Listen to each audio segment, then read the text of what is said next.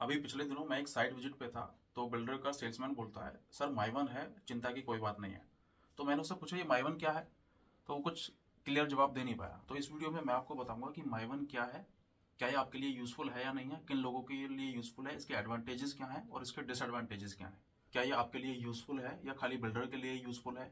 माइवन के अलावा हमारे जो ट्रेडिशनल टेक्निक है जैसे कि रेड ब्रिक, उसका क्या यूज़ है? क्या वो आज के टाइम में हमें यूज़ करनी चाहिए? या फिर एक और बीच का मीडियम है, आरसीसी कंस्ट्रक्शन बोलते हैं, क्या उसका हमें यूज़ करना चाहिए? तो इस वीडियो में मैं सारी चीज़ें आपको एक्सप्लेन करूंगा, क्योंकि आजकल सब लोग माइवन माइवन माइवन बोलते तो हैं, बट एक्सप्लेन कोई नहीं करता, ना ही किसी ब्राउजर में मेंशन होता है माइवन है क्या। तो चलिए जानते हैं। देखिए, माइवन ना तो कोई सीमेंट है और ना ही कोई न्यू मटेरियल। माइवन बेसिकली एक कंस्ट्रक्शन टेक्निक है। इस टेक्निक में होता क्या है, एल्यूमिनियम के फ्रेम्स यूज होते हैं। मान के चलिए, हमारी जो ट्रेडिशनल टेक्निक होती थी उसमें होता क्या था कि पहले पिलर बनते थे और फिर बीच में दीवारें बनती थी। लेकिन माइवन में क्या होता है, आपका छत, पिलर और दीवारें सारा एक साथ ही बन जाती हैं। और इसमें एल्यूमिनियम के जो फ्रेम है वो स्ट्रक्चर खड़े किए जाते हैं, जिसके बीच में सीमेंट की फिलिंग की जाती है। और जैसा आपका लिंटल होता है, यानी कि जो छत होती है आपकी, सेम उसी तरीके से आपकी दीवारें होती हैं। तो अब इसमें देखिए बेनिफिट होता क्या है कि पूरा ही 7 से 8 दिन में एक फ्लोर बनकर तैयार हो जाता है, अगर कोई बिल्डर फ्लोर बना रहा है। इसमें जो आपकी शटरिंग होती है वो 24 से 48 घंटे में शटरिंग खुल जाती है और 7 से 8 दिन में एक पूरा फ्लोर तैयार हो जाता है। तो बिल्डर को इसमें देखा जाए तो बहुत फायदा है। रीजन बीइंग, जो सेम जो एल्यूमिनियम का फ्रेम है वो अपने मल्टीपल प्रोजेक्ट्स में यूज कर सकता है। दूसरा, इसमें यूनिफॉर्मिटी रहती है, प्रोजेक्ट जल्दी बनता है। और जितने भी हाई राइज हैं, मान के चलिए आप 10 माले से ऊपर के जितने भी फ्लोर्स हैं या बिल्डिंग्स हैं, तो उसमें तो माइवन ही यूज होता है। लेकिन क्या ये आपके लिए यूजफुल है या नहीं है, अब क्वेश्चन ये आता है। देखिए, क्या होता था, जो हमारी ट्रेडिशनल जो ब्रिक टेक्निक थी उसकी क्या है, लाइफ 25 से 30 साल बाद जाके थोड़ी डिटोरिएट होने लगती थी। और जब भी आप रीसेल में कोई प्रॉपर्टी लेने जाएंगे तो बैंकर उसकी प्रॉपर्टी की एज निकालता है। तो जैसे जैसे ज़्यादा एज होगी और वो रेड ब्रिक की पुरानी कंस्ट्रक्शन है, तो उसकी वैल्यू अकॉर्डिंगली कम लगती है। लेकिन माइवन कंस्ट्रक्शन में ऐसा नहीं है।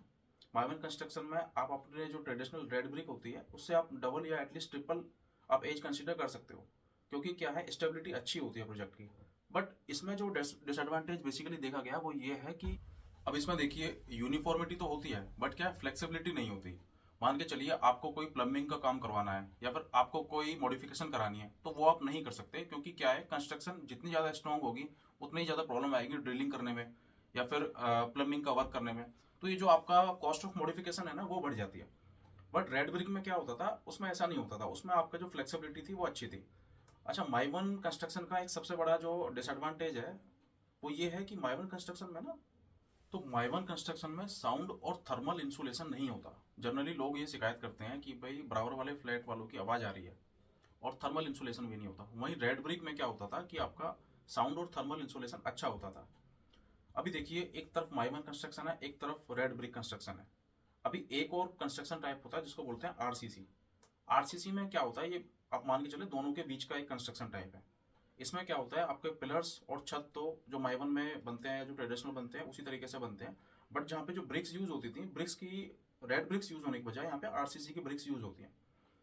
तो इसमें क्या है, थोड़ा बेटर इंसुलेशन रहता है आपका माइवन से, और इसमें आप मॉडिफिकेशन भी इजीली कर सकते हो। लेकिन होता क्या है, जो हाई राइज बिल्डिंग होती है उसमें जनरली माइवन ही यूज होता है। तो अगर 10 माले से नीचे की बिल्डिंग है या फिर आप इंडिजिनस मकान बना रहे हो, तो उसमें आप आरसीसी भी यूज कर सकते हो, ब्रिक्स भी यूज कर सकते हो। लेकिन आप अगर आप हाई राइज में जा रहे हो तो फिर आपको माइवन पे ही जाना बेस्ट है, क्योंकि बिल्डर भी माइवन को ही प्रीफर करता है। बिल्डर के लिए कॉस्ट सेविंग भी माइवन है, सेम शटरिंग यूज हो जाती है, प्लस में यूनिफॉर्मिटी रहती है, प्रोजेक्ट जल्दी बन जाता है, डिले होने का चांस नहीं रहता। अभी आप देखिए, मैंने ना कुछ बहुत इंपॉर्टेंट पॉइंट नोट किए हैं जो कि तीनों टेक्निक्स को कंपेयर करते हैं और आपको इससे आइडिया लग जाएगा कि आपके लिए क्या बेस्ट है। देखिए, माइवन, रेड ब्रिक और आरसीसी, इन तीनों में से अगर हम स्पीड की बात करें कि जो कंस्ट्रक्शन बनने की स्पीड है, तो वो माइवन को अगर 5 नंबर है तो 5 में से 5 दिए जाएंगे। रेड ब्रिक को मैं 2 नंबर देता हूँ और आरसीसी कंस्ट्रक्शन को मैं 5 में से 3 नंबर देता हूँ। ये है स्पीड ऑफ कंस्ट्रक्शन, यानी कि आपका प्रोजेक्ट जो बन रहा है या कितना टाइम लग रहा है उसके लिए। अब दूसरा आता है मॉडिफिकेशन।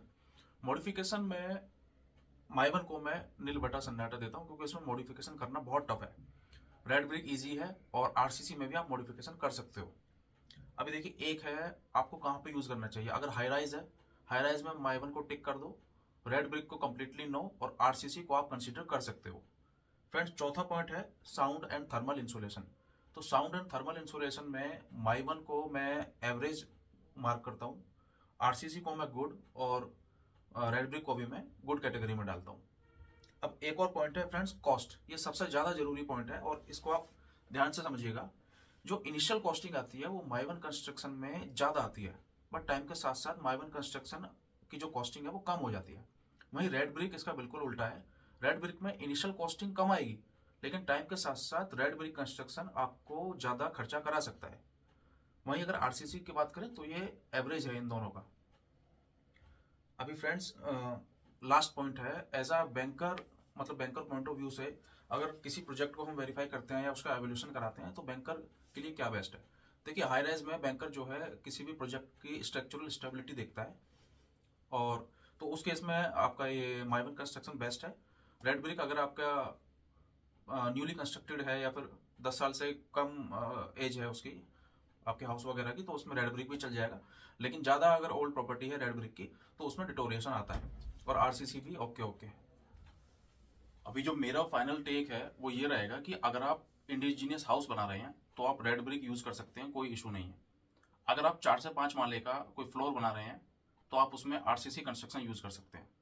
लेकिन 10 माले से ऊपर जा रहे हैं तो फिर आपको माई वन पे जाना ज़्यादा बेनिफिशियल रहेगा। तो मुझे उम्मीद है कि आप फर्क समझ गए होंगे कि माई वन कंस्ट्रक्शन क्या है, रेड ब्रिक कंस्ट्रक्शन क्या है और आरसीसी क्या है। मेरे इस चैनल पे आपको इसी तरीके की प्रैक्टिकल और यूजफुल इंसाइट्स मिलेंगे जो कि रिलेटेड हैं बैंकिंग से, फाइनेंस से, रियल एस्टेट से। और आप चाहें तो मुझे इंस्टाग्राम पे भी फॉलो कर सकते हैं, वहाँ पे मेरे पेज का नाम है फाइनेंस विद उज्जैन, और आप चैनल को सब्सक्राइब कर सकते हैं। Thank you.